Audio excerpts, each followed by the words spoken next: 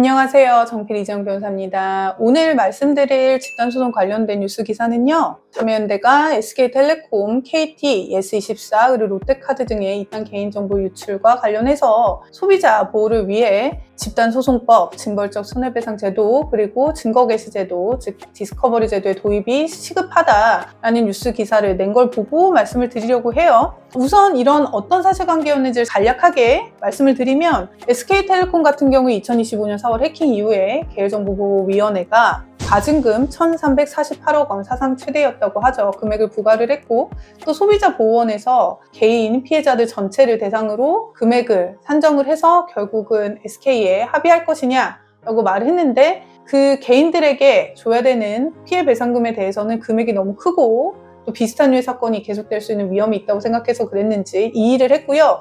결국 개별 소비자들이 소송을 통해서 구제받을 수밖에 없는 상황이 됐어요.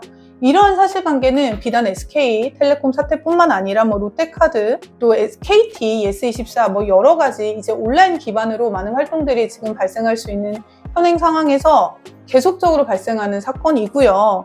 그래서 결국은 이런 사건들은 공통점이 있습니다. 피해 규모는 크고요. 피해 구제는 어렵고요. 또 그 금액이 얼마 되지 않아요.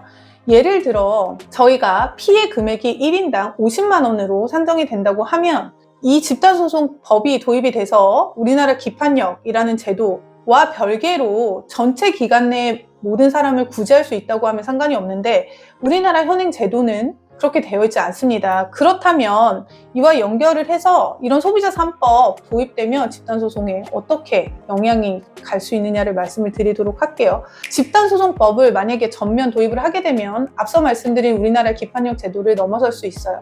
기판력은 뭐냐면 원고로 당사자로 되어 있는 사람들에게만 그 판결의 효과가 미친다고 생각하시면 돼요. 앞서 말씀드린 예처럼 50만 원밖에 피해가 되지 않는데 사람들이 모여서 변호사 선임을 해서 그리고 또 그 과정에서 입증 책임은 또 원고에게 있는데 또 법원에서 직권감액까지 할 수 있다고 하면 내가 50만 원 중에 한 30만 원도 못 받을지도 모르는 상황에서 변호사 선임하고 그거에 대해서 신경 쓰고 하는 게 너무 어렵잖아요. 근데 또 우리나라는 기판력이 앞서 말씀드린 것처럼 소송 제기한 원고들에게만 미치기 때문에 그리고 소송을 제기하지 않은 수십만 명의 사람들은 개별 소송을 계속 제기해야 되죠. 근데 집단소송법이 도입되면 결국은 그 동일한 사실관계 그리고 법원에서 정한 그 기간 내에 피해를 발생한 사람에게는 이 재판의 효과가 그대로 미치신다고 생각하시면 돼요.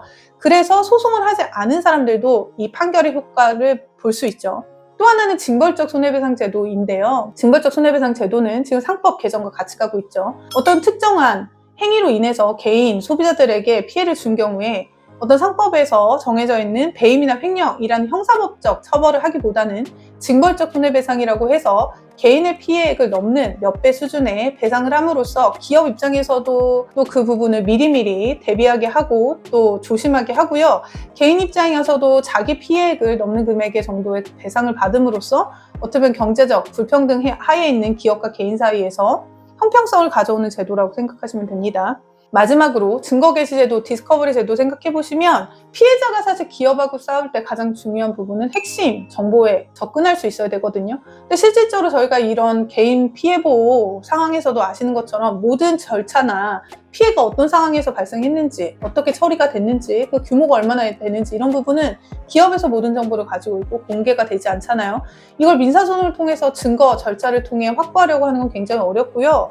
만약 증거개시제도, 디스커버리 제도가 도입이 되면 개인이 소송을 하기 전에 이 증거를 모두 다 볼 수 있습니다. 그러다 보면 기업 입장에서도 어떻게 판결날지 서로 판단할 수 있기 때문에 무용한 재판을 계속하기보다는 합의로 이루게 될 수 있는 부분이 있고요. 그래서 이런 소비자보호법 3법, 집단소송법, 징벌적 손해배상 그리고 증거개시 제도가 도입이 되면 기업과 개인 간의 정보 불평등이라든가 경제적 불평등을 어느 정도 시정할 수 있다고 보고요. 저희 법인도 집단소송 많이 다루는 법인으로서 사실 이런 부분 소송을 하면서 되게 많이 느끼거든요. 그래서 만약 이런 3법이 잘 도입이 되어서 피해자 구제에도 또 영향을 미치고 기업들이 경제 활동을 하는 데 있어서도 좀 더 소비자 친화적으로 할 수 있도록 되는 걸 저희도 지켜보도록 하겠습니다.